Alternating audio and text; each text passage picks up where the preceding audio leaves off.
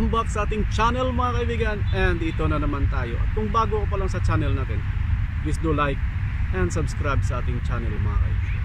Well, ito na naman, diba?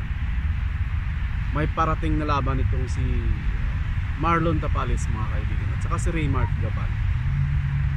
Marami yung mga bashers mga kaibigan, at saka mga negative comments nagsasabing hindi naman daw kilala yung kanyang kalaban, diba? Magtataho, hindi kaya walang bida. Well, masasabi ko lang sa mga nega na to mga kaibigan, talagang mema lang kayo, diba? Si Marlon Tapales galing sa pagkatalo. Eh syempre, magiging kalaban nun mga kaibigan, ang laban nun is tune up fight, diba? Ay, nakita ba kayong tune up fight? Sa galing sa pagkatalo from a world title fight na natalo is lumaban ulit title fight kagad. Come on, diba?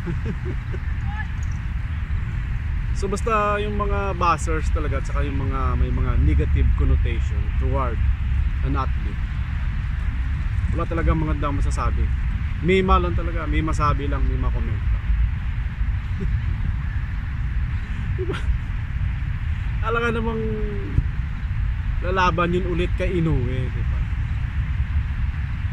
So it is a preparation for him for another title fight mga kaibigan. So akala ko nga sila ni Cuadro Alas ang maglalaban, kasi nung nakita ko yung camp ni Marlon Tapales na nagluluto ng kangkong, akala ko yun na yun, na niluluto na nila yung laban kay Casimero. Pero hindi nag-prosper mga kaibigan, because ayon naman sa sabi-sabi, ayon sa mga sabi-sabi, napakalaki daw ng parte, diba, na gusto ni Tapales sa laban. So hindi sila nagkasundo sa partihan mga kaibigan. Well, anyway, abangan na lang natin ang laban ni Marlon Tapales at saka ni Raymart Gabal mga kaibigan. So good luck, diba? So instead na hilain natin bababa yung ating boxers, we have to support them.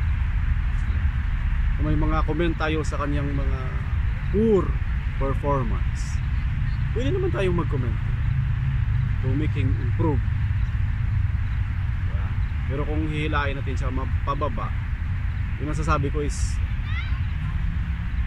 nasa mababang nila lang na kayo. Yung wala na kayong pag-asa sa buhay, antay-antay na lang kayo. Oy! Ang idol pala nating lahat, ninyong lahat, ang angas ng Pinas. Kakaroon na ng laban yan. Antay-antay lang kayo guys. Dahil may pag-asa hanggat may nag-aantay. Yun lang. Bye bye.